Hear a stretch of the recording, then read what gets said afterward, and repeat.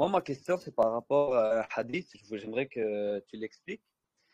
Le hadith, c'est لو علم أبا ذر ما في قلب سلمان لقاتله.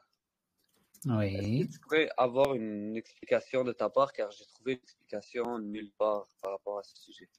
oui, d'accord, pas de souci. Je vous explique. Il y a un hadith très connu de, je pense que si je me rappelle, c'est du prophète Mohammed sallallahu alayhi wa sallam, ou peut-être de l'imam Ali alayhi salam. Si Abu Dhar al-Ghifari savait ce qu'il y a dans le cœur de Salman, il ne le supporterait et il allait le tuer. Ça veut dire quoi exactement? Ça veut dire que, en fait, c'est un hadith qui montre clairement que les gens ne sont pas pareils. Le niveau des gens n'est pas similaire. Chacun est dans un niveau particulier. Entre moi et mon frère et ma sœur et mon père et ma mère, il y a beaucoup de différences. Peut-être mon fils, ma fille, son statut, son niveau est supérieur par rapport au mien. Vous voyez, il y a des gens qui ont beaucoup de la spiritualité dans leur cœur, beaucoup de lumière, mais leur niveau a de limites. La profondeur de leur connaissance, la profondeur de leur compréhension dans la spiritualité a des limites. S'élève dans un niveau, par exemple, imaginez niveau 10.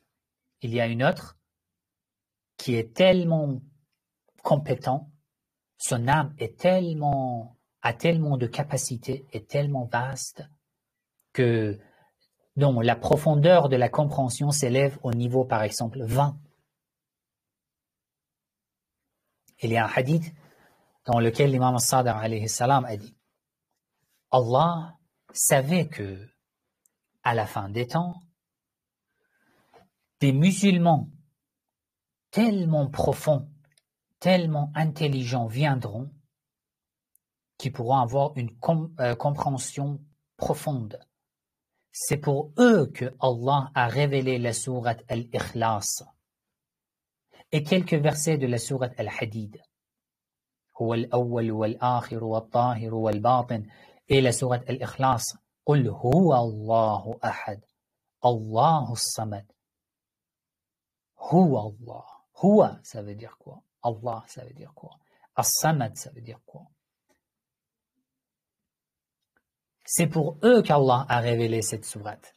Ça veut dire que jusqu'à la fin des temps, beaucoup de musulmans ne pourront même pas comprendre la profondeur de cette sourate. Cela veut dire que les gens ne sont pas pareils, ont de différents niveaux. Un autre exemple de l'imam As-Sadiq alayhi salam. Un jour, un élève de l'imam As-Sadiq alayhi salam lui a dit il y a des gens chez nous, près de nous, qui ne croient pas en vous, en la wilaya, la succession, et nous les détestons. L'imam alayhi salam a dit il croit en Allah, en l'unicité divine? Il a dit oui. L'imam alayhi salam a dit et vous les détestez? Il a dit oui parce qu'ils ne croient pas en vous, les Ahlul Bayt alayhi salam. L'imam alayhi salam a dit nous, les Ahlul Bayt, nous avons des croyances, des choses en nous, des compétences que vous, les chiites, vous n'avez pas. Nous devons vous détester? Devons-nous avoir la haine contre vous? Il a dit non, vous êtes notre imam. L'imam alayhi salam a dit alors pourquoi vous les détestez? L'imam a continué Allah a beaucoup de choses sans limite que nous les imams nous n'avons pas. Allah doit-il nous détester, nous les imams? Non. Puis il a expliqué. Dans la croyance, dans l'islam, chacun se place dans un niveau particulier. La personne qui se trouve dans le niveau supérieur n'a pas le droit de blâmer ce qui est dans le niveau inférieurs. Chacun. Pourquoi c'est comme ça? Pourquoi les gens sont si différents? C'est Allah qui les a créés, on ne sait pas. Mais c'est ça. C'est avec ces différences que le monde, que la création devient jolie, devient beau. Avec les mêmes différences, il peut y avoir beaucoup de problèmes en tous les cas. Concernant Abu Dharr et Salman aussi, c'est pareil. Parmi les élèves des imams alayhim, il y avait des élèves tellement profonds, parce que vous savez que le monde de la spiritualité n'a pas de fin, n'a pas de limite. Ce n'est pas comme ce bas monde. C'est un monde immatériel. Dans un monde immatériel, il n'y a pas de limite. Ce passage, il n'y a pas de limite, nécessite beaucoup d'explications, beaucoup de méditation. Ça veut dire quoi, il n'y a pas de limite? Ça veut dire quoi, Allah n'a pas de limite? Pourquoi l'imam Ali alayhi salam dit dans Nahjul Balagha, Allah n'a pas de limite? Ça, c'est un autre sujet. Mais bon, je voulais dire que, alors, du fait que ce monde n'a pas de limite, tu entres dans le monde de la spiritualité. D'après tes compétences, tu avances. D'après ton pouvoir, ta force, tu peux avancer. Et ensuite, tu avances et il y a quelqu'un comme Salman qui avance tellement à la profondeur de la spiritualité que je ne peux même plus le voir, le trouver. Dans ce monde immatériel, il voit des choses incroyables pour moi. Alors si lui, il m'en parle, je vais y croire? Non, je ne vais pas croire. Je vais dire que tu es devenu fou, tu es devenu fou, tu as perdu de raison, ou tu es devenu, par exemple, mushrik, polythéiste. C'est pour ça que ceux qui s'élèvent, plus ils s'élèvent dans ce chemin, ils deviennent silencieux. C'est fini. Plus ils s'élèvent, moins ils parlent. Moins ils parlent d'eux-mêmes. C'est un tel monde. C'est pour ça qu'un élève de l'imam Ali alayhi salam, Hammam, dans Nahjul Balagha, la voie de l'éloquence, se trouve cette narration. Il a insisté à l'imam Ali alayhi salam, décrit au imam, décrit un vrai croyant pour moi. Quelles sont ses caractéristiques? L'imam alayhi salam a dit, sois un bon musulman, laisse-moi. Il a insisté. L'imam a dit, sois un bon musulman et fais de bonnes œuvres. Ça suffit. Il a insisté. L'imam a dit, d'accord, tu as insisté et tu dois avoir la force de supporter tout ce que je te dis. Il a dit, d'accord. L'imam alayhi salam a commencé. Mantiquhum as-sawab wa malbasuhum al-iqtisad, etc., etc. Un sermon qui se trouve dans la voie de l'éloquence. Qu'est-ce qu'il a fait Hammam à la fin de sermon de l'imam? Il s'est évanoui. Pour nous, ce sont des contes, des histoires, des mythes. Non, c'est vrai. Il s'est évanoui. Il n'a pas eu une telle capacité. Et l'imam savait qu'il n'a pas une telle capacité. Mais il a insisté. Entre Salman et Abu Dharr, c'est pareil. Les deux sont des meilleurs compagnons, des meilleurs fidèles de l'islam. Mais la profondeur, c'est Allah qui sait. C'est le prophète Muhammad sallallahu alayhi wa sallam qui sait. Et ce sont les imams alayhi salam qui savent. Par exemple, je vous donne des exemples, comme les élèves de l'imam As-Sadiq alayhi salam.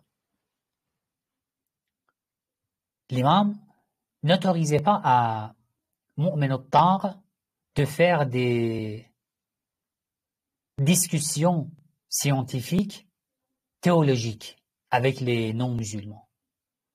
il disait que toi, tu es bon à faire des conversations, des discussions dans le fiqh, dans la jurisprudence.